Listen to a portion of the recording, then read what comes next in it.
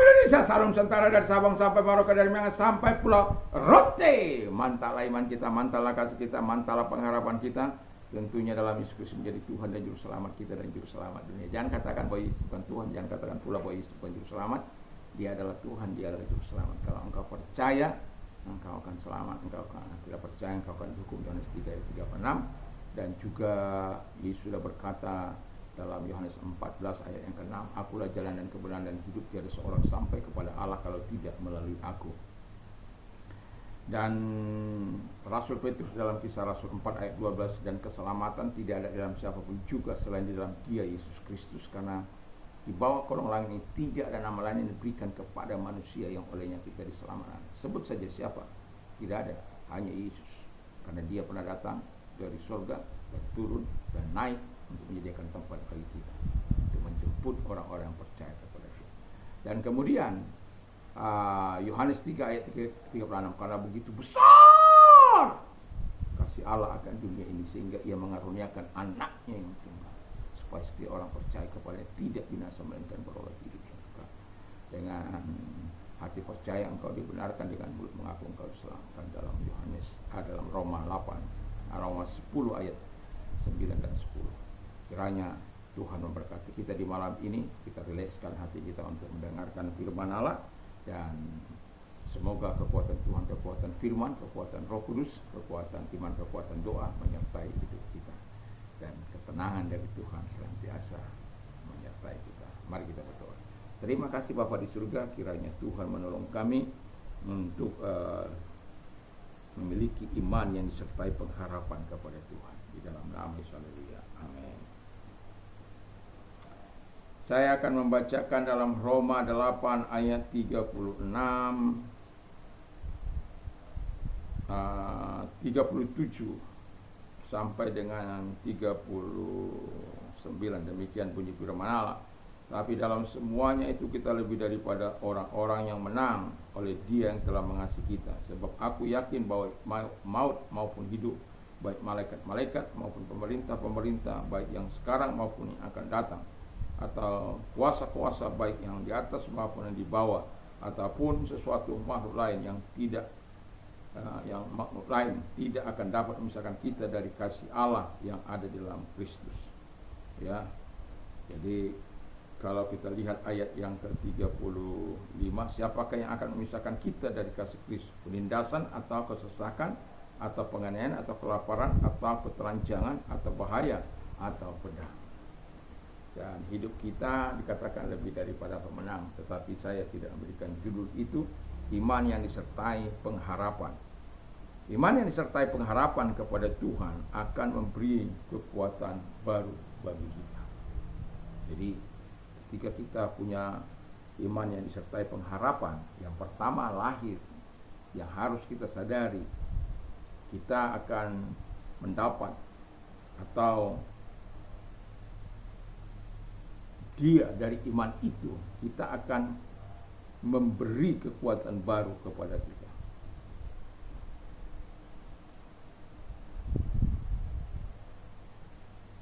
Jadi ketika iman yang disertai pengharapan kepada Tuhan, Tuhan itu akan memberikan kekuatan baru kepada kita. Karena apa? Kita beriman dan punya pengharapan kepada. Kalau kita baca dalam Roma 8 ayat 28, Allah turut bekerja dalam segala sesuatu untuk mendatangkan segala kebaikan bagi orang-orang yang mengasihi Dia. Jadi di situ kita menikmati kekuatan baru dari Tuhan untuk melakukan apapun yang Tuhan perintahkan dalam hidup kita. Itu sebabnya kita lebih daripada pemenang. Ketelanjangan, kelaparan, masalah, kesulitan dalam hidup ini tidak akan mampu memisahkan kita daripada Kristus. Atau penguasa-penguasa, pemerintah, penghulu-penghulu dunia yang gelap dan roh jahat di udara. Itu sebabnya dalam Efesus 6 ayat yang ke-12 dikatakan, perjuangan kita bukan melawan darah dan daging, tapi melawan pemerintah-pemerintah, penguasa-penguasa, penghulu-penghulu dunia yang gelap dan roh jahat di udara. Tetapi di ayat 10-nya dikatakan, Efesus 6 ayat 10, hendaklah kamu kuat di dalam kekuatan kuasanya. Jadi kekuatan Tuhan itu harus mengalir dulu dalam hidup kita. supaya kita bisa mengalahkan segala tipu muslihat iblis, mengalahkan tipu daya dunia ini, godaan dunia ini, dan kita mengalami kemenangan. Itu sebabnya Alkitab mengatakan yang kita baca tadi, kita lebih daripada pemenang, bukan karena kehebatan kita, bukan karena luar biasanya kita, bukan karena kita hidung mancung, hidung pesek, atau muka cantik, muka ganteng, tidak. Dia melihat iman. Iman itu terletak pada siapa? Ada orang beriman tapi tidak terletak pada Yesus Kristus. Dia disebut orang beriman. Tapi orang percaya jelas dia harus beriman kepada Allah dan pengharapan kepada Allah. Saya sudah terangkan tadi pagi bagaimana pengharapan kita di dalam Tuhan. Itu bagaikan jangkar. Nah, iman adalah dasar segala sesuatu yang kita harapkan dan segala sesuatu yang tidak kita lihat. Jadi semua bercampur di situ, menjadi ramuan yang dilakukan oleh Tuhan. Untuk apa? Selalu kita memiliki kekuatan baru untuk melawan segala godaan dalam dunia ini. Yang kedua, iman yang disertai pengharapan kepada Tuhan. Tuhan akan memberi kekuatan. Yang pertama, Tuhan akan memberikan keyakinan yang kokoh kepada kita. Jadi Tuhan akan memberikan keyakinan yang kokoh kepada kita. Jadi kalau Tuhan memberikan keyakinan yang kokoh kepada kita, itu sesuatu yang sangat luar biasa. Karena apa? Saya katakan sekali lagi dalam Ibrani 13 ayat 5b dan 6. Aku sekali-kali tidak akan membiarkan engkau, sekali-kali tidak akan meninggalkan engkau.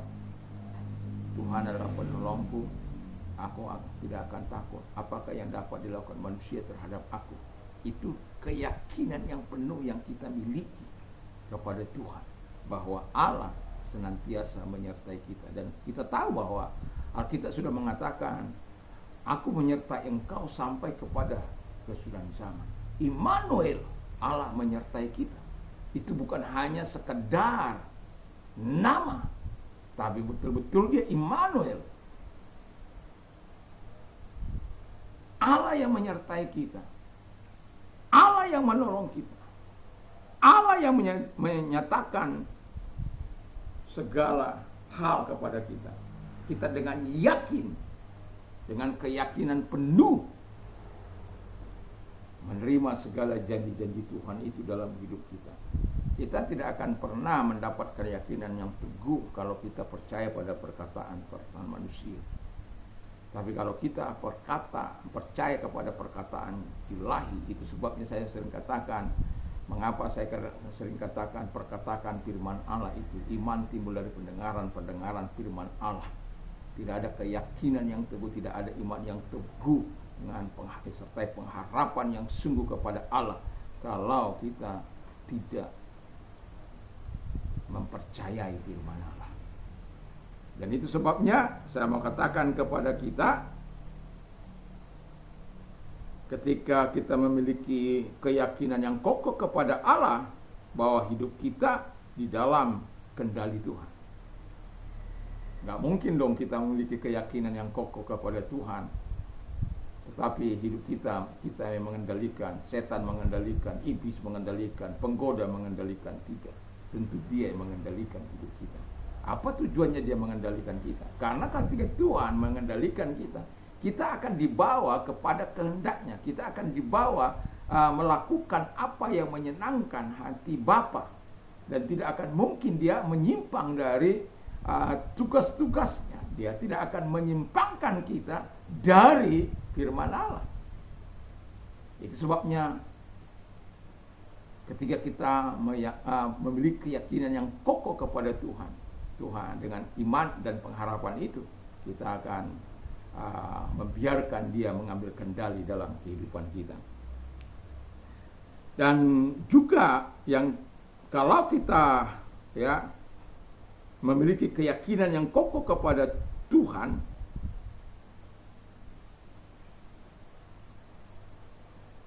kita percaya segala sesuatu akan baik-baik saja. Bukan berarti seperti jalan di jalan tol. Bukan. Saya teringat sebuah cerita ya, yang Uskup Wright dari pantai timur Amerika. Jadi satu kali dia berbincang-bincang dengan seorang profesor muda. Lalu dalam perbincangan itu, karena dia seorang uskup, dia tentu berbicara atas dasar-dasar kebenaran firman Allah. Tidak ada yang baru di muka bumi ini. Jadi semua, kalaupun ada yang baru, itu mungkin sudah pernah ada itu ya. Tapi profesor ini menyanggah, profesor muda ini menyanggah uskup ini, mengatakan mungkin 50 tahun ke depan kita akan ya bisa terbang tinggi di angkasa. Wah, ini profesor dengan yakin, dengan mantap mengatakan kepada Uskup Wright ini. Lalu Uskup Wright katakan, dia tertawa terpingkal-pingkal. Ya, karena apa? Kalau kita mau dikasih Tuhan terbang, dia bilang kepada profesor ini, Tuhan akan berikan kita sayap. Dan itu sampai sekarang belum ada tanda-tanda sayap akan timbul. Sampai saya tua ini. Dan yang bisa terbang itu hanya malaikat. Jadi jangan pernah bermimpi. Ya. Tapi profesor ini katakan, kita akan 50 tahun ke depan dari sejak pembicaraannya itu, kita akan bisa terbang tinggi ke angkasa. Anda tahu bahwa dia memiliki anak yang bernama Orville Wright, Wilbur Wright, yang adalah pencipta pesawat pertama. Sementara bapaknya nggak percaya.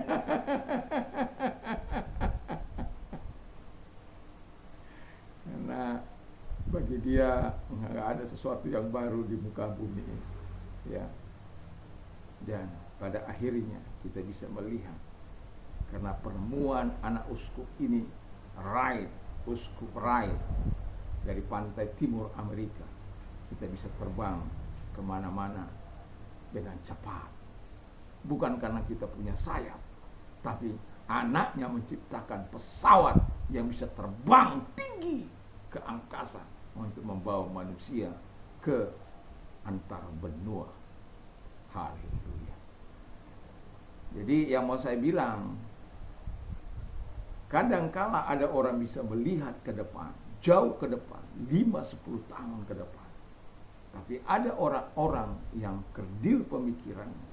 Dan itu sebabnya kita perlu memiliki iman. Supaya apa? Kita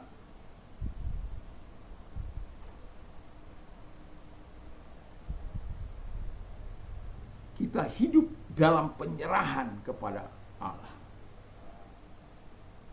Jadi yang terakhir adalah kita hidup dalam penyerahan kepada Allah. Jadi kalau kita memiliki iman yang sertai pengharapan, tidak hidup menyerah kepada Allah, tidak dalam penyerahan diri kepada Allah, itu nonsen itu. Jadi kalau orang yang menyerahkan diri sepenuhnya kepada Allah, dan itulah sebabnya saya mau katakan kepada kita bisa belajar dari Uskup Wright yang telah menjadi pemberita firman Allah. Tetapi pada batas-batas tertentu dia tidak bisa melihat kemajuan ke depan yang jauh lebih besar, bahkan yang diciptakan anaknya sendiri. Itu sesuatu yang sangat luar biasa.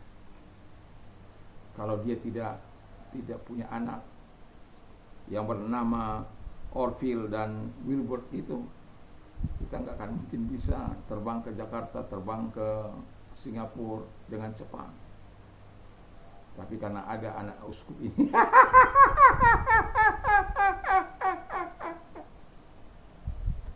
walaupun dengan segala keterbatasannya, tapi ada orang-orang hebat di luar sana yang mau mendidik anak-anaknya, dan anak-anaknya memang anak-anak yang jenius, sehingga mereka punya kesempatan untuk menciptakan Wright bersaudara itu, menciptakan pesawat.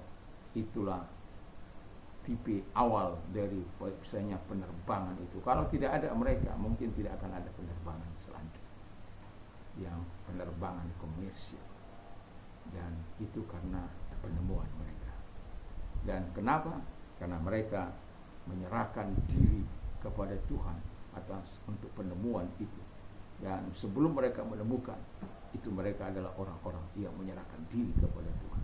Dalam kehidupan kita sebagai orang percaya, mari kita terus menyerahkan diri kepada Tuhan, supaya iman kita dan pengharapan kita adalah dikatakan sebagaimana firman Allah, kita lebih daripada pemenang. Mau setan, mau kekuatan iblis, kekuatan dunia, kekuatan penguasa, kekuatan kematian, tidak akan pernah memisahkan kita dari kasih Kristus. Karena apa? Iman. Yesus pernah berkata, kalau aku datang ke dunia ini, aku dapat menemukan iman.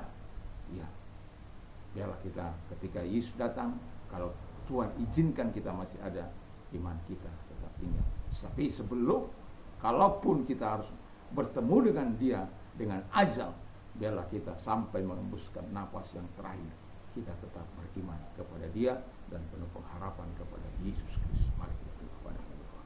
Terima kasih Tuhan, biarlah kiranya Tuhan menolong kami untuk terus hidup beriman dan punya pengharapan kepada Tuhan di dalam nama Yesus. Dan kami juga berdoa, kalau engkau sedang sakit, apapun sakit penyakitmu, angkat kedua belah tanganmu, serahkan diri kepada Tuhan, dan mari kita berdoa. Lihat tangan-tangan yang diangkat kepadamu, datanglah kepada mereka. Engkau tidak mengenal jarak, ruang maupun waktu.